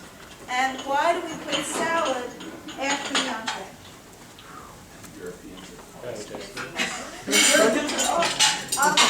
Putting salad early is considered the California style of dining. It allows you to fill up the salad a little bit more. Putting the salad later, much more European. It's palate cleansing. So that's just the sequence that's chosen. So you can put salad early, you can put salad later, put it where it is that you want. Probably a lot of you had that experience of having the salad later. My Italian friends, I have almost always with them salad plates when I'm going over to their homes, salads last, or right before dessert. They cleanse the palate for dessert. Yes. So it looks like they're bringing out coffee, and like I drink coffee all day every day. So like, is there an etiquette? Can I get coffee meals? Only if they offer. Coffee is often a course unto among friends. But often coffee will be served after dessert. Here with dessert, which is conventional here in the United States. Other places, coffee has so much ritual associated with it. Sometimes coffee will be served as a negotiated deal. In some places, different kinds of coffee, etc. Important not to refuse coffee. So among friends, absolutely fine. More formally, we wouldn't have hard liquor at the table, but again, among friends, we just have wine with the meal, just because of the flavor enhancing properties of the wine and how it complements it. And hard liquor has a flavor unto itself. It's probably not enhancing the food. Well, unless it's just making you so happy. But you're not having that interactive. It's pretty intense. But anyways, those things are sort of rule-breaking things that are okay. Just talk about the role of conflict. If you're negotiating business deal, what So in some places it's huge. Where is alcohol, vodka really an important Russia? Really big part of it. I mean, if you want to be negotiating that deal and that bottle's opened and at the table, it is meant to be consumed. If you are a lightweight, don't do business in Russia. I've bad stories of things going very badly. People at the table, like, okay, here we go. And you may have some other experiences where there's going to be a lot of alcohol consumed, of the guest of the person.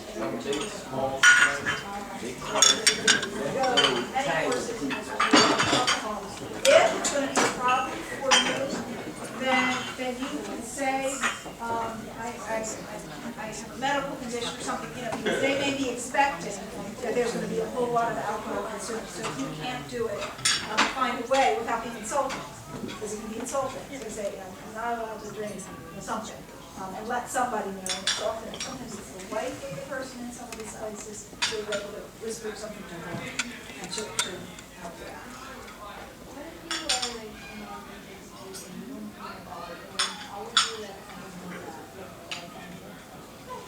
And so many people are contractors, and then people, by custom, by faith. And so you can just say, you can always cite religious reasons too. I work in a house all day, every Thursday, and Sausage and cups. Been through recovery, and they will often say for religious reasons, so they don't have to disclose.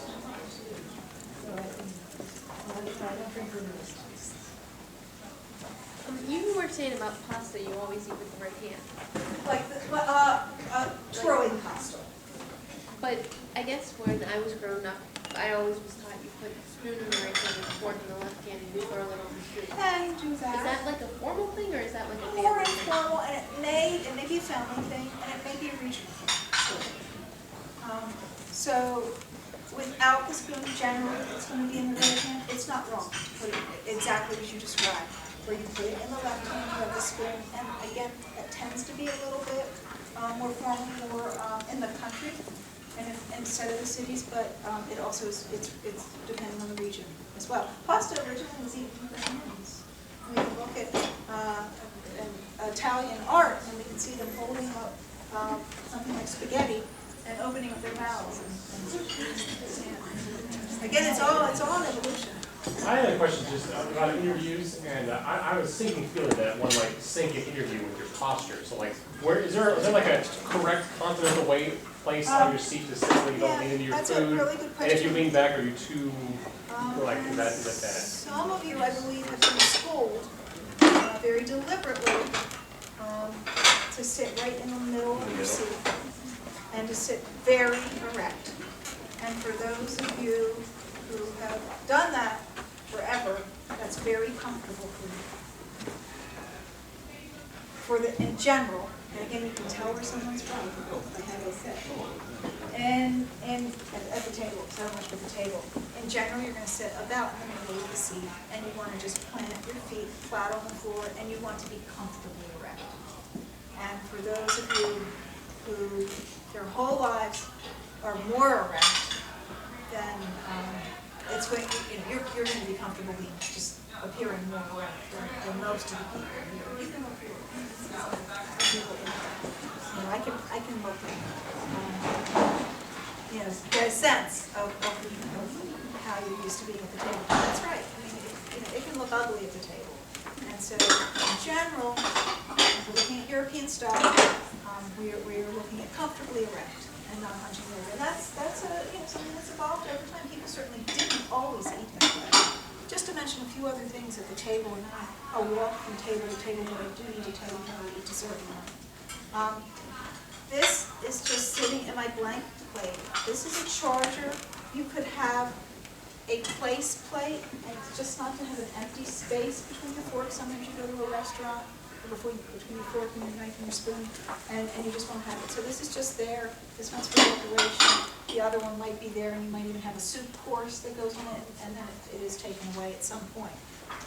That place plate. If you're doing it at your home, you might want to even have your entree served on it, just because we don't have the support staff, often when we're hosting something in our own home, to have all those dishes that people who, again, in those Victorian times, they had a lot of staff that were working in their home, domestics they might have been called, that might have been living in their home, might have been working in their home, so they were able to do that, to have many utensils and many plates, and now we don't. It's just a completely different world. We almost done it. Charger, if it's like this gets taken away right away. This is metal, so you can't do anything but sit there, this particular charger. At a specific time in the meal? Before, so you sit down, and then before the first course is served, it's taken away.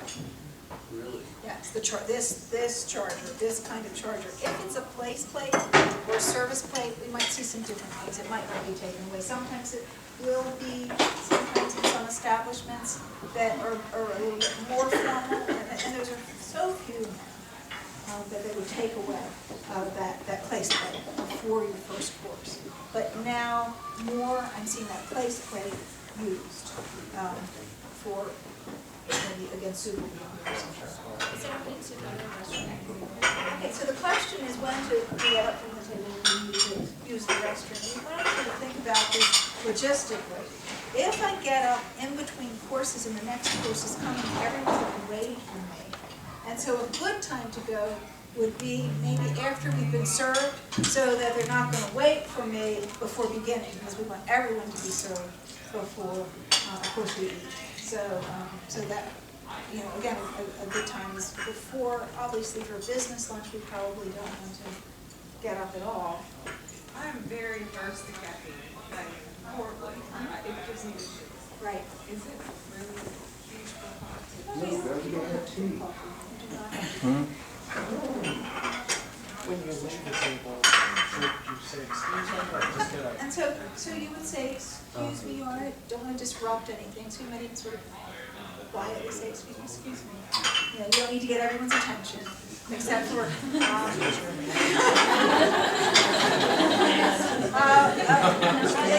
kind of the same thing as belching at the table too. So belching at the table, like you belch, you have to belch quietly. I mean, don't belch, but if you, you want to do it quietly, and don't say excuse me any more loudly than your belch. Excuse me. Do the strong double. Well, to add to that, because for example, if people are engaged in conversation and for example, as you were saying, someone does get up, you may not even notice that someone's got it, is leaving, so you Sure. until they come back. Right, unless you just really practiced at it, right? Yeah, I mean, there's some people who, that woman getting up there is going to stand up, but yeah, absolutely. I mean, the most important thing is to be engaged with the people that you're around, to enjoy the meal. I mean, that's, it's like knowing all these things, and then they become second nature, so you don't have to worry about them. And so you can really enjoy the company, enjoy the people that you're with. We saw what the bread and butter plate is. This might be for salad, or this could be for hors d'oeuvres. We looked at the soup plate. I think you know the coffee. I have a demi-tasse, which is for a stronger coffee, espresso maybe. And then I have, this is interesting. These are kind of fun at the table. This is, everybody might have one of these. Someone said it. Salt cellar. So everyone, again, it's just pretty nice. So you have a salt cellar, just because it's funny, but this is a salt strip. And it's sort of funny because salt is corrosive to silver, so don't leave it in but again, it was something. And the pepper, you could have a little pepper pot, or some people can have, it's divided. So you also have some. And then you could get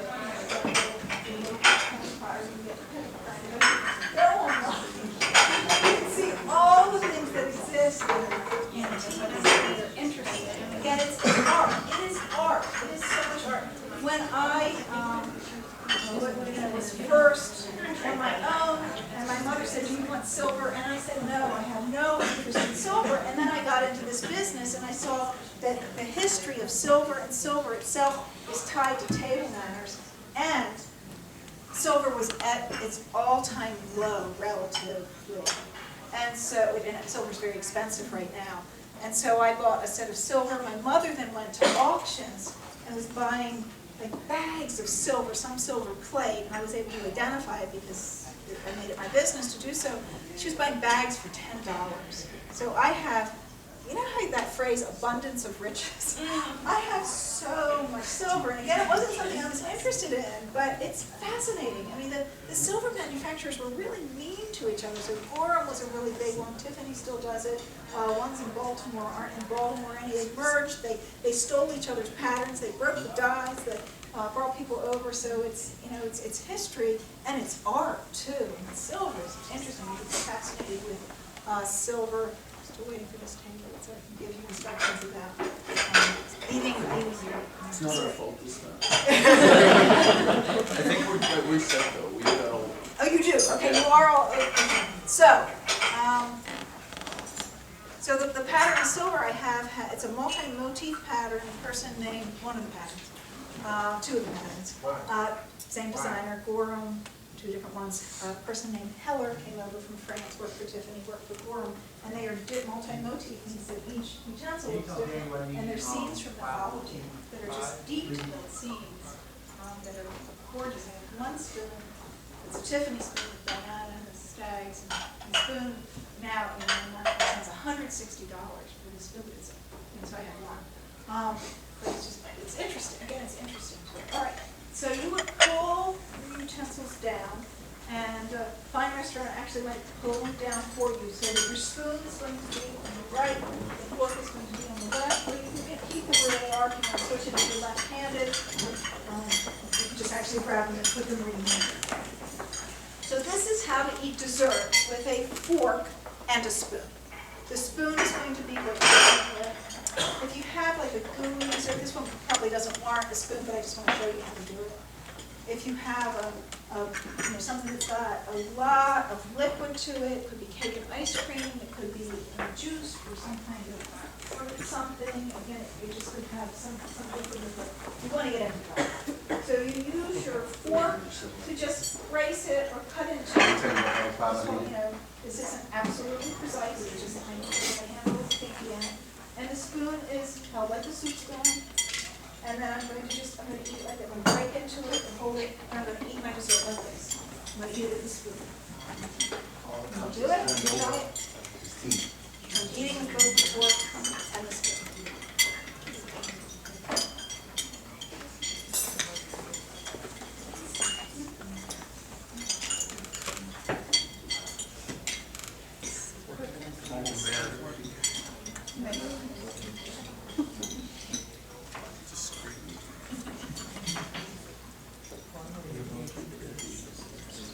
End of the meal, your napkin will go to the left of your plate.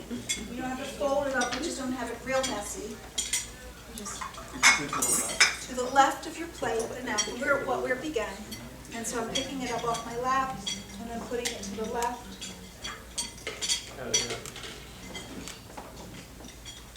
If your plate's not there any longer, you can put it right in front. If the dessert is not placed appropriately, so you can cut it at the edge, can you rotate it? Yeah, it depends on where you're from, whether you cut it at the edge too. Yeah, that's one of the ways they told what the spies were. Go to their dessert from the instead of the point of it. Do you eat point first? Yeah. Yeah, not everyone eats point first. So you go, but it's fine. If you wanted to rotate your plate a little bit because you eat point first, that's fine. Who eats the other way around? Does anyone in here eat their pie midsection first instead of point first?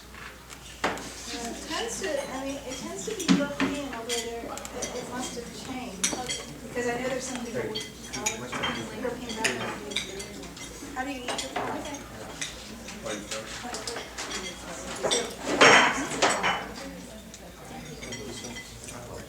I'm going to let you mingle among yourselves. I'll walk from table to table to see if there are any other questions that haven't been answered, and I'm just going to leave you with a closing thought. There's an apocryphal story that I've heard told many times. Apocryphal meaning sort of true or maybe not true. And it's been associated with Queen Victoria. It's been associated with George Bush, the elder, and I've heard it again many ways. But I like the story, and tell you one of the ways that I do it. So there was a diplomat from the United States who was having a meal with somebody who was from somewhere far east. And at the end of the meal, a bowl of water was presented, and there was a little bit of lemon in it. Sometimes there could be flour in it. And the person who was from somewhere far in the east lifted the bowl up and began to drink. The person from the United States, the diplomat from the United States, knew that this was very wrong because, in fact, this was a finger bowl to dip your fingers in. But, being the person who was the diplomat, what did he and drank in the bowl himself. And so, I think that always gets back to what is the essence of good manners. The essence of good manners is always thinking of the other person first. Thinking, how can I meet you on your terms? How can I meet you halfway? If we are culturally very different, let me try to be respectful to where you're coming from. In general, finger bowls, we just tip our fingers in, we touch our mouth as well with it, and then we pick the oily up and we move to the left of our